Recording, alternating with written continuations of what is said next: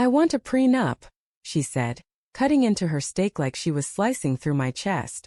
We keep everything separate. Money, property, everything. The restaurant's background hum seemed to fade. The sound of laughter from a nearby table, the clinking of glasses, it all went silent. All I could hear was the steady mechanical beat of my heart. I forced a smile, even though it felt like my face might crack from the strain. A prenup, I repeated like an idiot who hadn't understood plain English. Sophie didn't flinch. Her tone was calm, even practiced. Yes. I just think it's smart. You know, just in case. Just in case. We'd been engaged for 3 months. Together for 6 years. I'd spent those years believing we were building something sacred, something real. The just in case felt like a premonition. But I nodded. Because that's what love had turned me into. A man too afraid to challenge the person who could shatter him. Sure, I said. Whatever makes you comfortable. Her lips curved into a smile that didn't reach her eyes. She reached across the table, brushing my hand. I knew you'd understand. I wanted to believe that moment was about trust. But it wasn't. It was about control. And I didn't see it then, but it was the first red flag waving right in my face. The weeks that followed were off. She was distracted, always on her phone, smiling at messages she never shared. When I asked, she said it was wedding stuff. I wanted to believe her. I needed to. Until one night, when I walked past her laptop left open on the kitchen counter. I wasn't snooping, at least not at first. But an email caught my eye. Subject: Re-property agreement draft. From Evan M.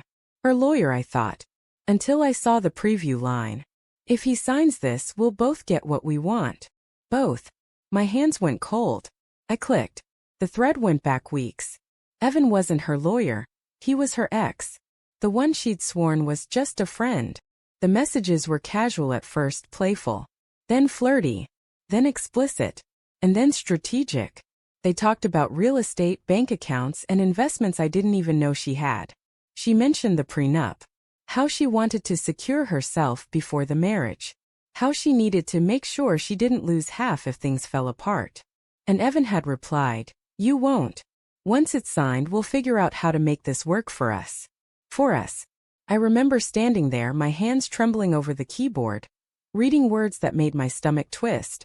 The person I was going to marry had not only stopped loving me, she'd planned an escape route before the vows were even spoken. I didn't say anything that night. I just sat in the dark, staring at her when she came home. She smiled at me, kissed my cheek, and poured herself a glass of wine like nothing was wrong. And maybe to her nothing was. A week later, we were sitting with her lawyer reviewing the prenup. She was radiant, confident. I was a hollow shell wearing a suit. He explained the clauses. Separate property. No alimony.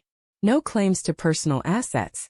I nodded through every line, pretending not to notice how she kept avoiding my eyes. When it came time to sign, she slid the papers across the table, her expression unreadable. "Ready?" she asked. I smiled. "Yeah. Ready." I signed my name. Slowly. Carefully. And then I handed her the pen. She signed too, oblivious to the fact that I had already been to my own lawyer. I'd had him review her draft, and then quietly file my own. The prenup was legal, but it didn't say what she thought it did. Protected me. Not her. 2 months later, I walked into our apartment with a box.